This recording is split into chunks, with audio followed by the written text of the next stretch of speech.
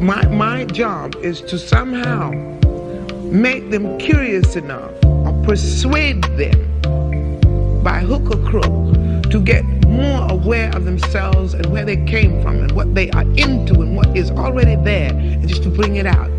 This is what compels me to compel them, and I will do it by whatever means necessary. Welcome to the Black Girls Heal podcast, where we talk about healing our intimacy disorders, unresolved trauma, and building a healthy relationship with first ourselves and then others. Every episode, we will talk about advice you can apply today to break unhealthy patterns and grow in your self-worth. I'm Shena, Love Addiction Coach and Trauma Specialist. Let's begin. Hello, and welcome to the latest episode of Black Girls Heal. I am so happy to be with you today, and I hope that you are having a wonderful day wherever you are. So today we're going to be talking about self-belief. As you know, this has been part of the topics I've been popping in and out of talking about the last few weeks, and we are going to talk about what it looks like to build positive self-belief. And one of the main things that I really want to impress on us today, that is the way that we build self-belief is not by focusing on the things that we do not want and the things that we are not, but focusing on everything that we are. I think a lot of times when it comes to building our self-worth or healing parts of our, the parts that have negative core beliefs or the places that we doubt ourselves, we come with a laundry list. We come with a to-do list of fixing everything that's broken, fixing all the things that are imperfect and what we may deem to be unclean and things that are wrong with us, instead of seeing everything that is right with us. And if we come from a perspective that tells us from the onset that we're broken, that's the lens we're always going to see. It's going to be really hard for us to be able to see from this already from the beginning fatalistic mindset that there is hope, that there is beauty, that there is preciousness within us, because we start from the premise that we are flawed. And the thing about being human is that we are always going to be imperfect. We are always, no matter how, you've heard me say in previous episodes, no matter how thoughtful we are, we will have times that we are careless. No matter how generous and compassionate we are, we will have moments that we are selfish. No matter how funny we are, we will have moments that we tell a flat joke. And even if it is not what we believe, that may be how other people perceive it. And so the only thing that can be constant, the only thing that we have control over, is how we see ourselves, what we believe in ourselves, what we tell ourselves. And if that is the only thing that we actually have power and control over, it is really important for us to start with our strengths, to start with the glory that we are versus what are perceived deficits. Okay, so that is what we're going to be talking about today. So let's go ahead and jump on in.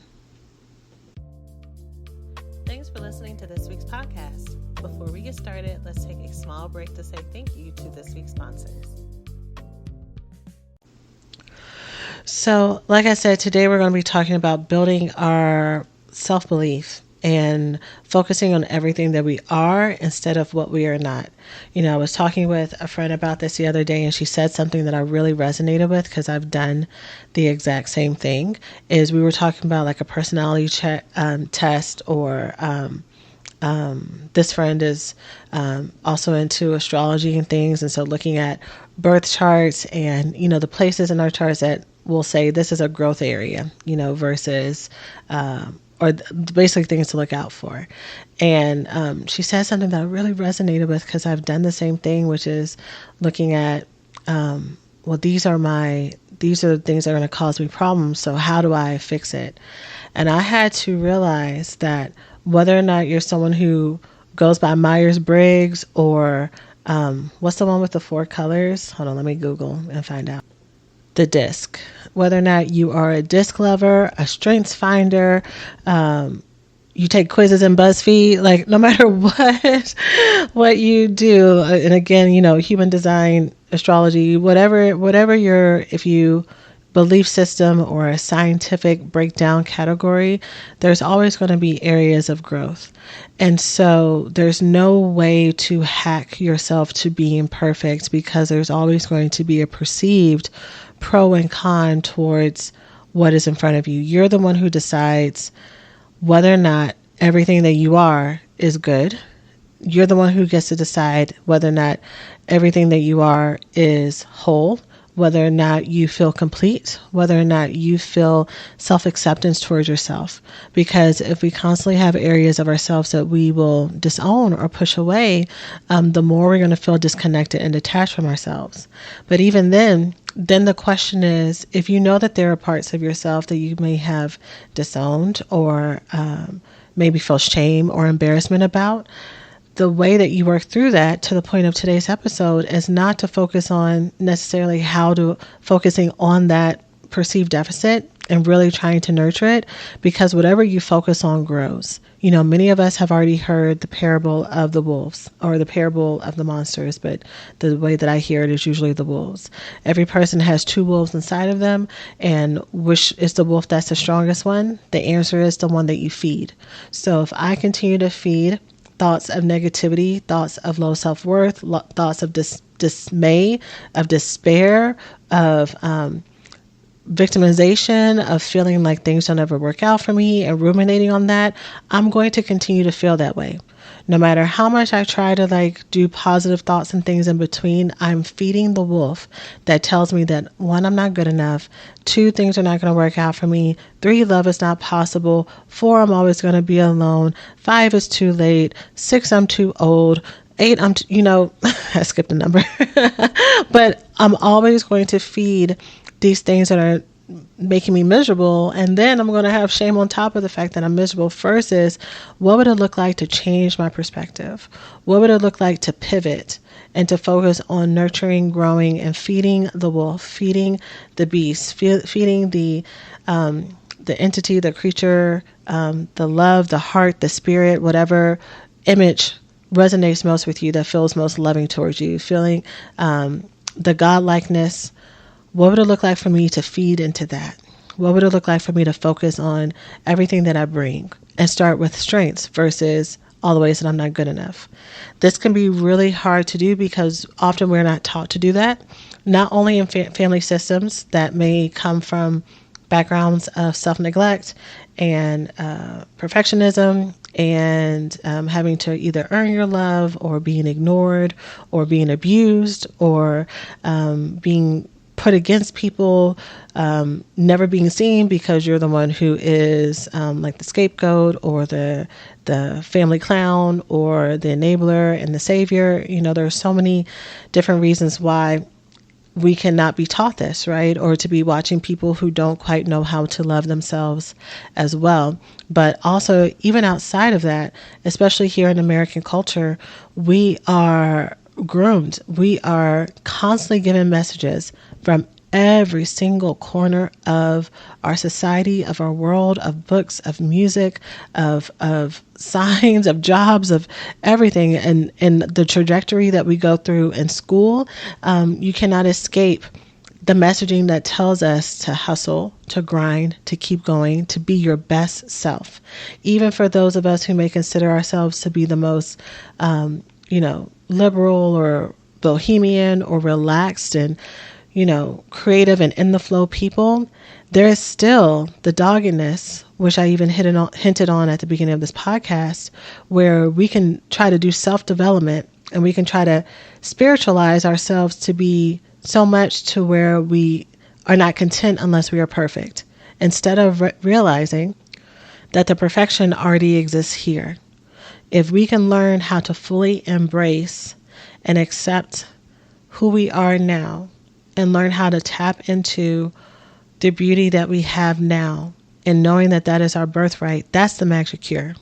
You're not going to feel any more secure in yourself 2 or 3 years from now in therapy if part of your goal in that therapy is not for you to learn how to truly love yourself when you are winning and when you're losing, when you perceive that you're failing and when you perceive that you're winning, and for that to be the constant energy, right? That no matter what, I have myself. I am my own, right?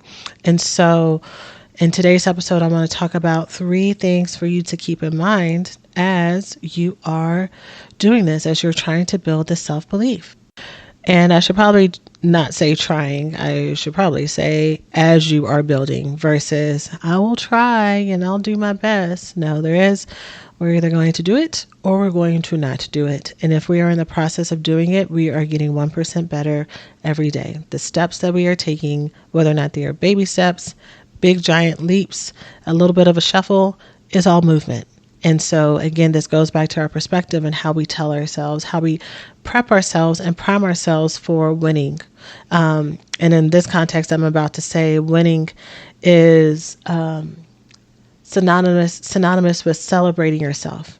It's not about beating somebody else. It's not about overcompensation. It's not about proving that you're finally good enough.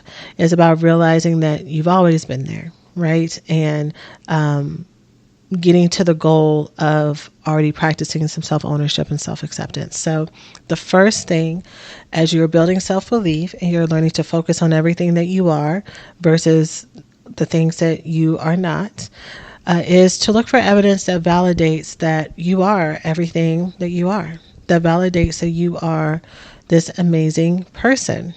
Now, this can be very hard, especially if we are so used to being self-critical and looking at the ways that we're lacking.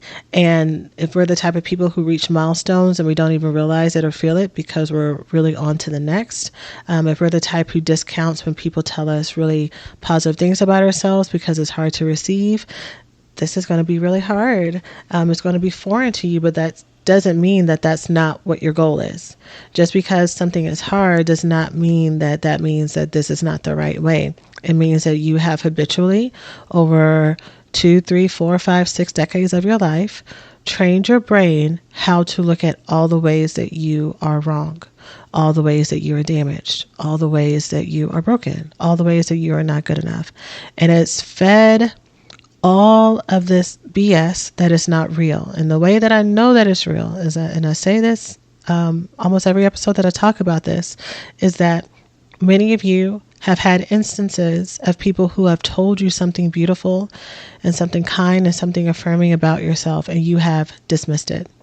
You have dismissed it as they're just being nice, or they don't really know me, or, their family, they're supposed to say that, their friend, they're supposed to say that, or, well, they don't really know that this is what I'm like, or I'm not like that all the time. Sometimes I'm like, you have found a way to make what other people's perceptions and energy and experience of you wrong. And these are neutral people who really don't need to lie unless they're a scammer. And I think it's probably clear that I would want you to dismiss anyone who's coming with negative energy, whether or not it's a scammer, a narcissist, an abusive ex, unfaithful ex, a frenemy. This also goes back to the main point for this lesson, or for this bullet point of today's episode, which is we get to decide what story we want to feed. So if you are hell-bent on thinking bad things about you, you will find the evidence. You will find the evidence, you will find the relationships, you will find the experiences, and you will nestle down into that. And that does not eliminate the fact that good things and good people and good love may be happening around you, but what the part that you want to focus on is going to outweigh the other one. So when we talk about learning to look for evidence that validates what is true, everything that you are, it can start with you writing down what are all the things that maybe this is a place that we can start with the lack of belief, and write down whichever one of these prompts feels the best for you. Everything that you are, but it's hard for you to see, or everything that you want to be, but you don't quite feel like you're there yet, right? And so now we're going to be focusing on what is the evidence that I'm either already there or I'm on my way there. You can use friends or loved ones to help co-sign this. you really need to retrain your brain to be happy.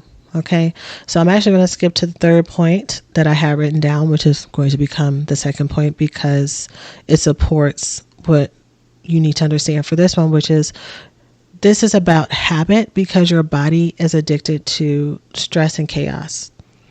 Your body is very much, your brain has deeply wired is not the right word, but it has deeply ingrained roots and points where something happens and then the negative thought follows. Something good happens and your body is trained to think of the worst case scenario for when the good thing goes away. Someone tells you a compliment, it has an immediate response to dismiss it. Whether or not you dismiss it out loud to the person or whether or not you dismiss it in your head depends on the personality and the way that you show up in the world. But your brain has very well-worn roots that it uses to keep you in stress and in chaos. Is what's familiar to it. It knows how to operate in it. It is unconscious. It is subconscious. It is reflexive. You don't even realize it's happening until you are down the road in your stress response, until you're down the road in your hypervigilance and your paranoia and your anxiety. And by that point, you're already in crisis. So you don't really have the luxury to kind of break down, how did I get here? Unless you're working with someone to help you break down those thoughts, you're just trying to get out of feeling at this very low or, very painful moment. But I think I've shared before, if I didn't share it here, I know I've shared it in my student community, is, I got to a place when I had, worked with so many people, so many coaches, so many experts, so many therapists, so many everybody, right? Because I had that laundry list of all the things that were wrong with me. And I had this belief that, okay, once this is fixed, then this is going to open this part of my life. And either that thing got quote unquote fixed, but I still felt bad. But by that point, I didn't even notice the thing getting fixed because I was already on to the next place in my self-improvement, right? So either that would happen or I would notice it, but I would discount it because I'm still imperfect in these other areas. And so I went down my list, or I would go to this place, or I would go and get feedback, or I try to learn from mentors or whatever else, or be open to feedback from friends and loved ones. And they would tell me positive things. And I did not want to hear the positive things, so much so that I started with a couple of people saying, I know that this is what people say, but I really want the truth. I really want you to tell me, I want you to be real with me. I want you to break down and let me know, because I really want to be better. I want to say, even with my first therapist, and now I'm kind of putting this together now. With my first therapist, I told him I did not want affirmations. My love language is words of affirmations, which many of y'all know. But I told him I did not want affirmations because I felt like it was all bullshit. And I felt, and I didn't cuss at that point. I was still, a little bit more religious. But y'all got me where I am now. It got me with a little bit more freedom. I love God, but I cuss a little. So, I was like, I'm paraphrasing for y'all, but I was like, I really want the truth. And so now I can see that the reason why I did not want that was because I could not receive that it was possible that I was as good, loved, celebrated, cherished, seen, appreciated, because I actually deserved it. In my mind, it was because either people were being nice or because I worked so hard to get there, not because that's who I was inherently. And because that's who I was inherently, the people who love me saw that and would share that with me. Right. And so, going back to my story about, being on this unending path of self-development, I finally got to one of the last people. I'm still doing self-development work. I still work with coaches. I still work with other people, but my perspective has changed. The energy that I have around it is not because I'm trying to be good so that I can have whatever. I know that I'm all ready. And these may be areas of my life that I want to have a little bit more functioning around, right? But I got to one person that I was working with, and it was like the thing. I was like, this is the final thing, right? And I'm working with her, and she like gives me some really glowing like feedback on what I was there to work with her on. And it clicked. I was like, maybe there's nothing wrong with me. And I said it out loud to her, and then I brought it back to therapy. I was like, maybe there's nothing wrong with me. Maybe what's wrong is that I think that there's something wrong. And if that's not the most duh moment ever, especially for what I do, I tell you, your healers need to be working with their own healers, because we cannot, I am so good at reading things and like intuiting things for other people. But when it comes to me, a lot of times I'm like, girl. What is happening? What is going on? But yeah, I mean, my point being, I've said that so many times to people for like over a decade, but I didn't have that aha moment for myself until I ran through all those things. And so I'm trying to save y'all some time. I'm trying to save y'all some time and some energy for you to know that you're already good enough. And the only reason you feel like you're not good enough is because you're telling yourself that you are. I don't remember if it was last week's episode that I talked about the disowned part, or if it was the one before, but I know I talked about it at the beginning of today.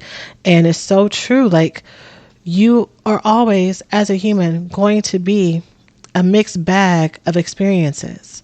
You're always going to be in this flow of, what you may consider up and down moments. So the only constant has to be your self-belief and how you feel about yourself. But the way that this is connected to the habit of being addicted to stress and chaos, I have had to fight tooth and nail. And it has been probably one of the hardest things that I have had to do.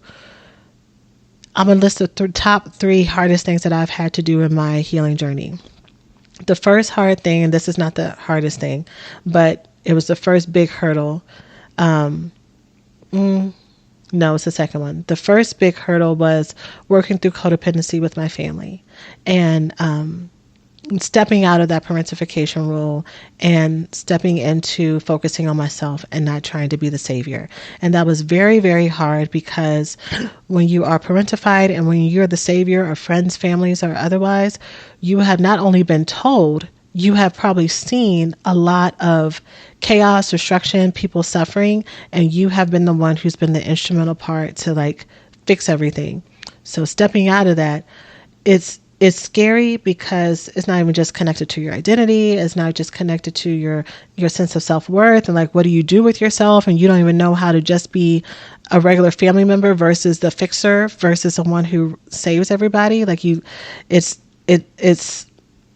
confusing and threatening on so many points, but also you are waiting for the people that you have been saving to crumble. And that's part of the reason why you haven't done it before, because you have been told and you have seen that once you start to step away, focus on yourself, be a little bit more self-full, not selfish, self-full, and focus on you, then all the crises happen.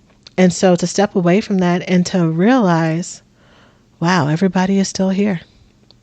Everybody is still alive. Everybody figured it out. Everybody was able to figure it out without me losing my mind, losing my sanity, being depressed, stopping my life, stopping my goals to take care of them, right? So that was the first big hurdle. The second hurdle was doing no contact. And that was very hard with the addictive relationships that I was a part of and all of the self-wounding that was there. But even then, I'm going to say that was not as hard. That's probably fourth on the list. After the family one, the second one is probably working through my love avoidance and becoming love available and literally sharing things with people and being open and vulnerable and letting them into your life, feels like your skin is being pulled apart. It is like, imagine Superman, when he rips open his button down shirt to expose, his Superman suit underneath, except what I'm pulling apart is my skin. And I just feel so it is painful. Putting yourself out there to be loved is painful. The risk, the vulnerability, the letting someone see you, the inevitable first set of fights that happen when you're in healthy relationships with people, especially intimate relationships with people, and you are you're reacting out of fear. You're reacting out of that fear of rejection. And this time, because you're aware, you have to be both aware and you have to also be open to doing things different. Because a lot of times you can be fully aware you're avoidant and just kind of chalk it up to the game. Like, I would hate to lose you, but I understand that you may need to make that choice.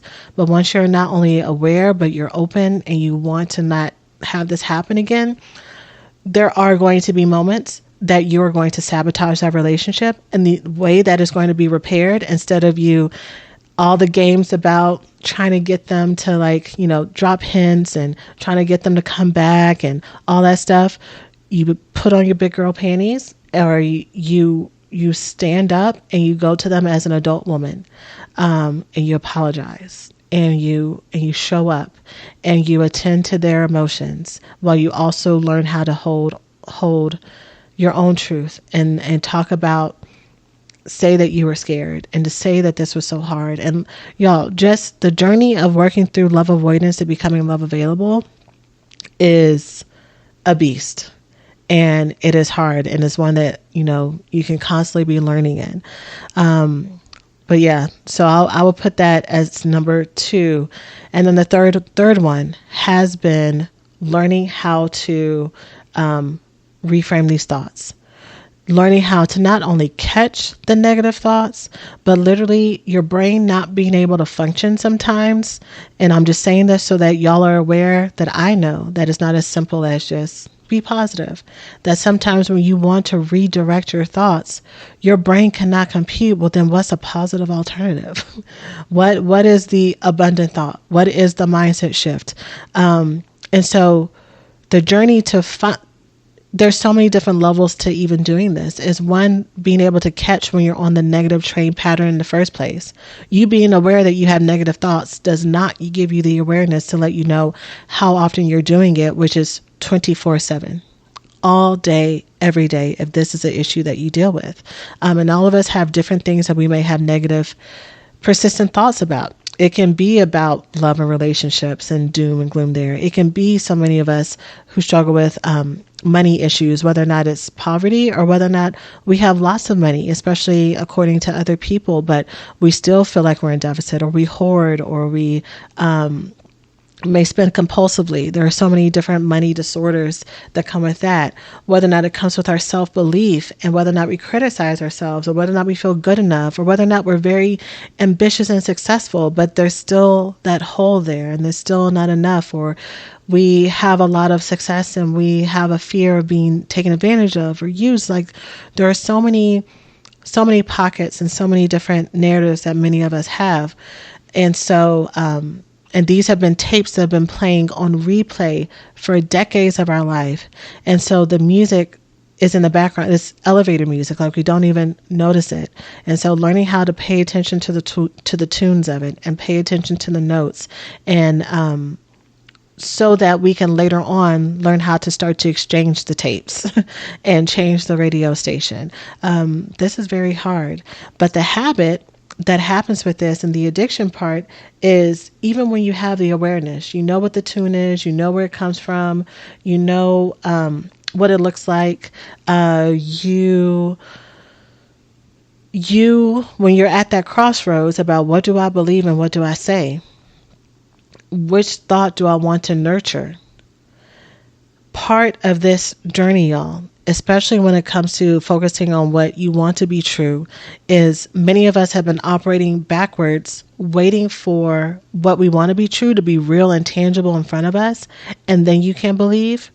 And you are not going to be able to. The reason why that's not going to work is because if you had it right in front of you, you would not be able to see it and experience it. Going back to the example, like the basic example that I know everyone who listens to this can relate to, having someone give you a compliment on something that you don't feel good about and you can't receive it. So you have literally already had the experience of someone giving you, affirming you, telling you, seeing in you exactly what you want to be. But because you don't believe it to be true, you will push it away. And that will happen with all the things in our lives. And so that's why you have heard so many people, from religious folks to spiritual folks to atheist folks and everybody in between, right, talk about saying what you want, speaking in faith, calling it out, declaring what you want, being so mindful about what you say to yourself and say to others, because that's the only way that things are going to change. And only recently, I've been working on this stuff for so long, only recently did I learn these concepts in a different way. I've always, been living by these concepts, but like I said, like there's different levels to where something unlocks a new understanding, and I understood these concepts in a different way. So I was able to start speaking about these things, in a different way. And when I tell you the changes that happened were like almost immediate. It's almost like we were waiting, and I am still working on this, right? Like it's not perfect. Staying consistent when you have been doing things for a certain amount of time can be really hard, but that doesn't mean that you stop. It doesn't mean you give up. It means that you keep on going. Okay. So again, number 2, about learning how to focus on what you are, not on what you are not, is realizing that this is a habit and that your body is addicted to negative thoughts and negative beliefs, which goes to the third one. The third thing that I want to share about building positive self-belief and focusing on what you are is I probably actually hit on this in talking about the other two, but you need to rehearse these beliefs. You need to say these things to yourself all day, all the time. When you're not triggered, when it's just a regular Tuesday morning, when you are having coffee, when you are having the time of your life, when you are laying in bed before you go to sleep, you need to rehearse these positive beliefs, this focus on who you are, focus on what you are, focus on what you're growing and what you're nurturing. You need to do this all of the time because you're retraining your brain, you're retraining your heart, you're retraining your spirit. What I wanted to say earlier about the habit thing that I don't think I brought up, after I had that epiphany that I was like, maybe I've always been enough and maybe it's me. When I brought it to my therapist the next week, she kind of just looked at me knowingly and, she was like, yeah. And then, she was the one who really emphasized and talked about, the nervous system and, how our body will react and go into this fight or flight mode and all that stuff. And I've been thinking I need to have a polyvagal expert to come and talk about body work and everything, just because it is not the language I use all day, every day to talk about these things. Obviously, I am aware and I integrate it, but I am not an expert. And I really want someone to come and break down somatic experiencing and body work and polyvagal theory in a way that is accessible. And by accessible, I mean it can be easily understood, because there are a lot of people who teach it and who are considered experts, but I'm like, break that down a little bit more. So I have a few people in mind, but in short, she was able to connect it to like, yeah, this is your body. Your nervous system is not used to being in neutral territory. Your nervous system is used to being very hypervigilant and hyper aware and looking for worst case scenario. Your body is used to surviving and it's not used to thriving. So anytime you get close to thriving, there's a part of you that wants to find what the problem is. There's a part of you that wants to run, because thriving is a very big emotion. Thriving is a very uncontrollable emotion too, right? And when you're in survival mode, you got plans on top of plans, right? You are in control. You are in power. No matter, even if there's a hurricane outside, you got water, you got food, you got boards, you got tissue paper. Like you know how to survive. And when you take a survivalist out and put them in luxury, they don't know what to do with themselves, right? Like, it's too easy. And so it really is about retraining your body and teaching yourself and believing that it's okay for things to be easy. It's okay for you to be happy. And so those are all the reasons why focusing on what you are and the good that you are can be hard. You could be tempted, if what I've been sharing here resonates with you. You can be very tempted to be like, okay, I'm gonna focus on everything I am, and I'm also going to work on, just my negative thoughts too, because I don't want them to get in the way of these positive thoughts. And girl, you're cheating. You're cheating. I'm encouraging you to focus on only the good in your life, and trust that in doing that, that is what's going to multiply and grow. That you're not going to be caught off guard by some crisis that's going to come and sweep you off your feet, and that you're going to lose everything because you didn't keep an eye out behind you. You've been looking for that wolf and that monster to take you out for a long time, and you're still here. And not only are you still here, things have always worked out. So what if we shifted our belief to, I know that no matter what, things always work out for me, so it is safe for me to focus on fill in the blank, right? And to build your trust there. And I know it's easier said than done, but that is my encouragement for all of you for this week. If this has been exactly what you needed, I'm so happy to hear that. If this has been exactly what you needed and you want some more support with this, a month from now, I'm still hosting our Reclaiming Me workshop. I know I haven't talked about it a lot here because I was really focusing on talking about the open house, but on October 21st, in a full day workshop, I will be live in Charlotte, North Carolina, talking about how to reclaim parts of ourselves that we feel like we have lost. And today's episode is so connected to those themes of not really being able to see yourself the way that you truly are, and learning how to own and embody everything that you hope to have in this lifetime when it comes from self-belief to love to hope and feeling restored after you may have had a lot of life disappointments that have taken those away or felt like it's taken those away. We are taking a deep dive into that together on October 21st. And so there are virtual tickets available for those who want to grab a last minute spot. And you get lifetime access to the recordings and all the materials that you will learn during that day. So, and there may be a couple of other bonus workshops that come along with that for people who enroll to supplement your learning, to make sure that you are not just coming to an event and getting all jazzed up and everything, but that you can actually apply it when you leave. So you can learn more about that by going to blackgirlsheal.org/reclaim. It has all more information about that day, what you're going to learn, what that entails. And then for everyone else who has been listening to me talk about the recovery school, you're like, oh yeah, I forgot. You did say you're having an open house for that too. That is my long-term program. That is how I help women go deep into healing from the things that I talked about today: the love addiction, the love avoidance, the codependency, the finding yourself, the finding your values, having tools for your everyday life. That is my specific coaching program.